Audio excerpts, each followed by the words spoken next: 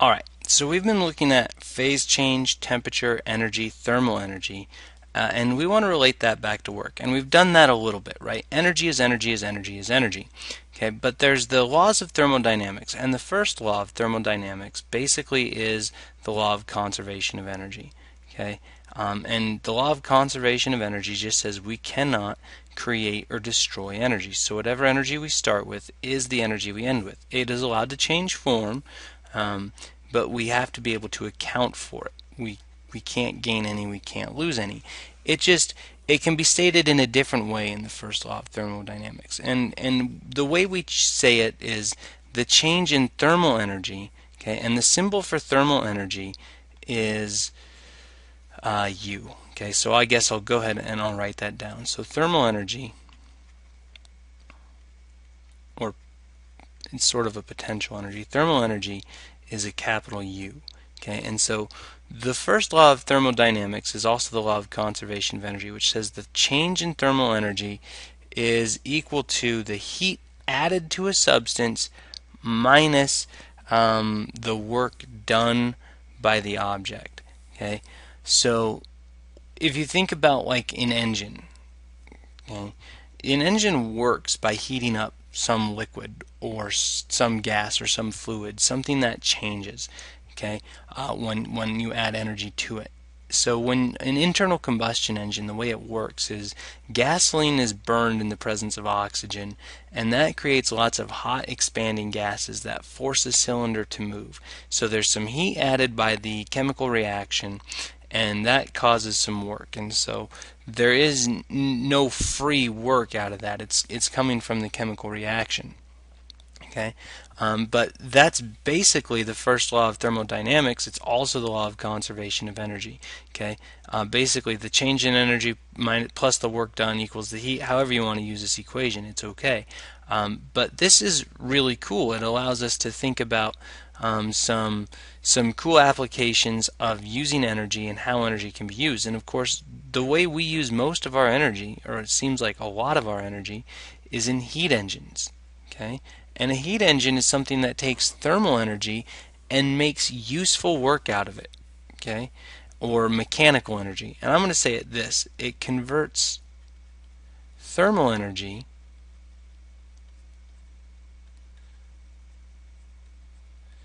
to work. Now remember, work is the change in energy of an object.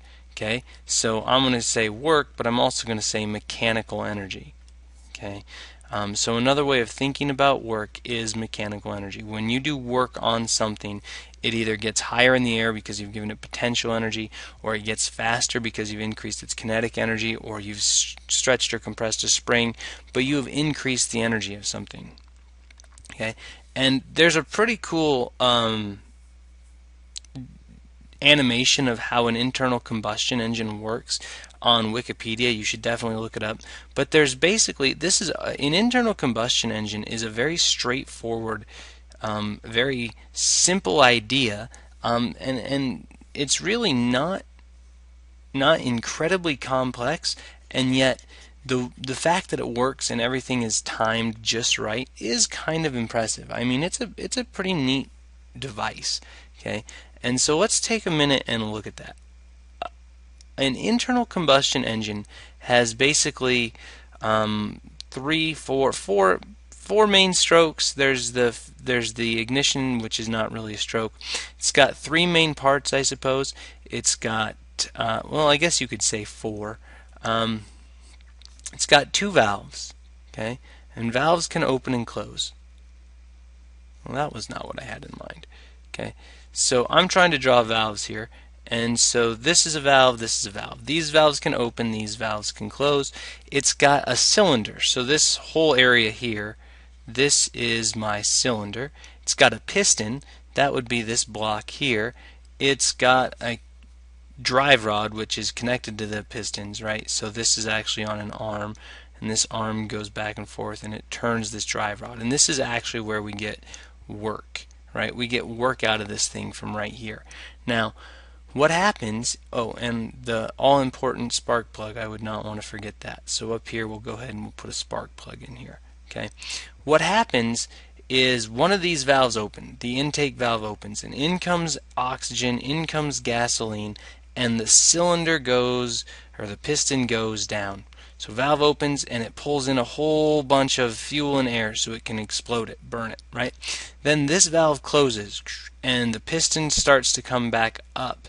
Okay, and as the piston comes up, the gas particles get pushed closer and closer together. The oxygen gets mixed, everything's going on until this piston gets all the way up to its highest point.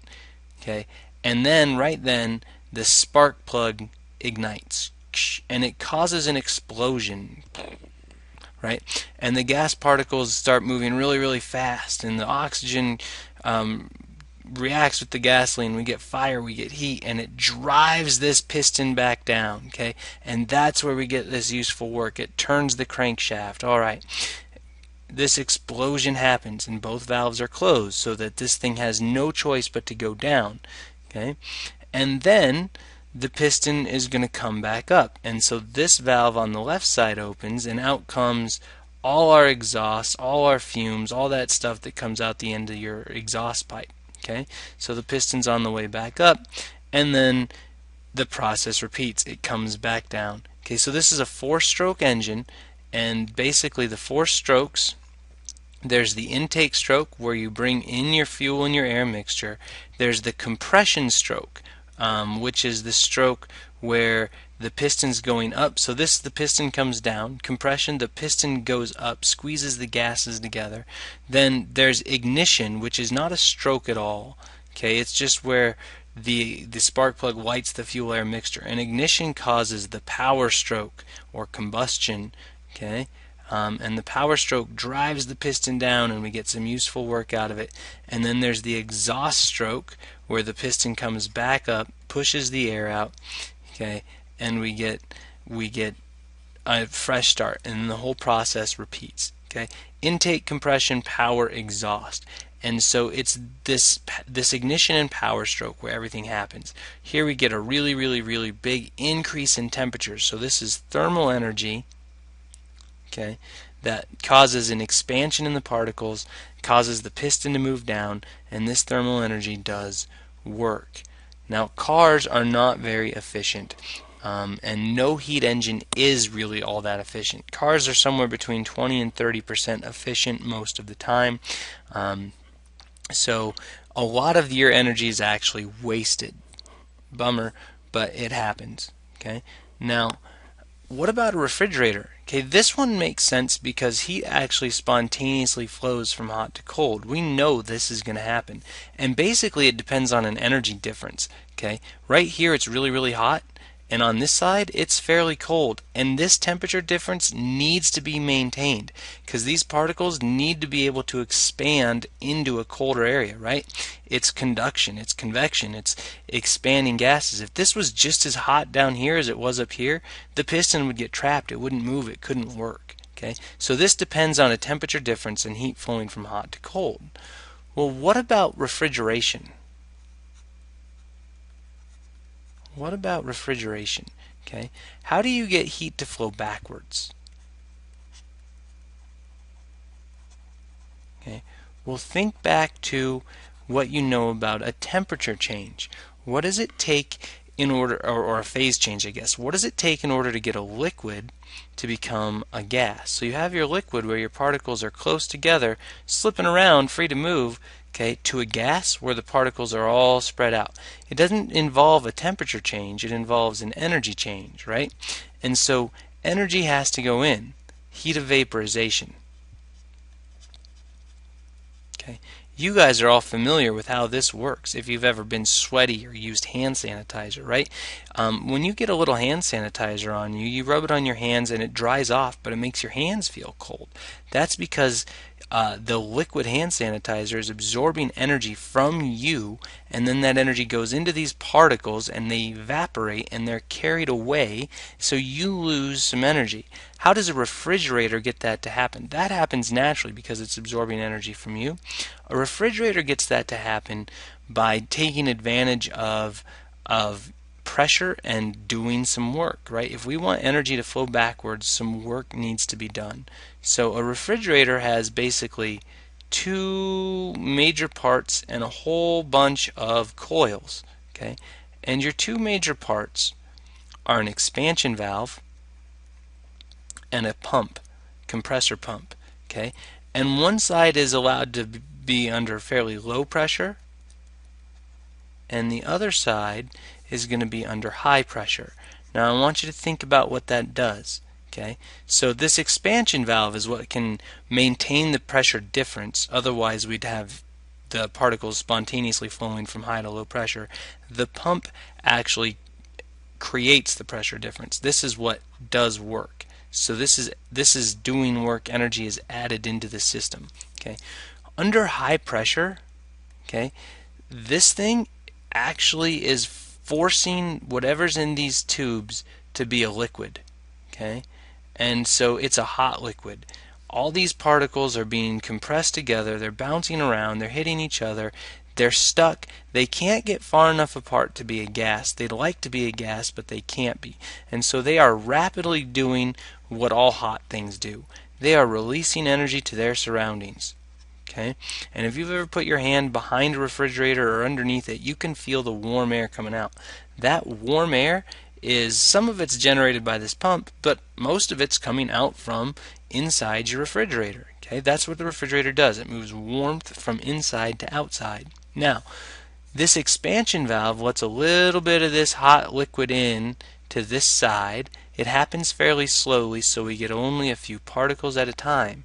Now these particles have room to expand, to move, to spread out, and all of a sudden they start to evaporate. But in order to do that, in order to evaporate, in order to go from a liquid to a gas, they have to take in energy. They have to break the bonds of attraction that are holding them in a liquid, and they get to break those bonds, and they become a gas. And then this pump pulls that gas back through, compresses it back into a liquid, forces all that thermal energy in there together, and so here we have heat absorbed from the surroundings. Here we have heat released to the surroundings. So a refrigeration cycle is taking advantage of a phase change and the heat of vaporization to get work, to do work and lower the temperature in one spot and increase the temperature in another spot. Okay, so that's always been pretty cool as far as I'm concerned.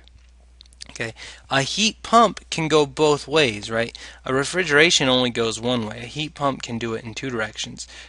So this is, I guess this is technically a heat pump, but sometimes you can reverse it. Which side do you want the heat going into? Which side do you want the heat coming out of? Okay, and your book talks about that. But I want to work one example problem for you guys involving the law of conservation of energy, heat, and work. Okay, so on page 328, it says a gas balloon absorbs 75 joules of heat. The balloon expands but stays at the same temperature. How much work did the balloon do in expanding? Okay, 75 joules of heat are absorbed, okay, but no temperature change. Okay, so we started with a balloon like this, and then we added heat to it. Okay, and what this problem says is instead of this balloon staying the same size, what happens is the balloon gets bigger. Since these particles are occupying more space or volume than they were before, there's no temperature change, but they did some work. Okay, we just can't have that energy go nowhere. So these particles did 75 joules of work to expand the balloon. So the 75 joules of heat, instead of causing a change in temperature, caused an increase in volume, which is sort of what happens in an internal combustion engine, right? It causes an increase in volume. Okay, that one was pretty straightforward, so let's try number 23. It says a drill bores a small hole in a 0.4 kilogram block of aluminum. So we have a mass 0.4 kilograms. And it heats the aluminum by 5 degrees Celsius. So a change in temperature of 5 degrees Celsius. And how much work did the drill do in boring the hole? We're looking for work. Okay, work equals question mark. Now, this is just a straightforward heat problem. Q equals mc delta T. right? And so the mass is zero point 0.4. The specific heat of aluminum is 897 joules per kilogram degree Celsius, and your change in temperature is 5 degrees. Okay, if you multiply this together, 17, almost 1800, 1794, I want to say, joules. So, okay, that's just a straightforward energy problem. Okay, it did 1,794 joules of work to heat the aluminum. Now, that's interesting because it's not a complete problem. I don't really like that one because it also did a little extra work in removing the aluminum from the hole. So this is how much energy actually went into heating the aluminum. You also got a hole drilled out of this. So there's going to be plus the energy it took to drill the hole, and that would be a whole nother problem. Okay, but that's basically the way those problems work. Okay, so it's just the first law of thermodynamics. It's a heck of a lot like a calorimetry problem.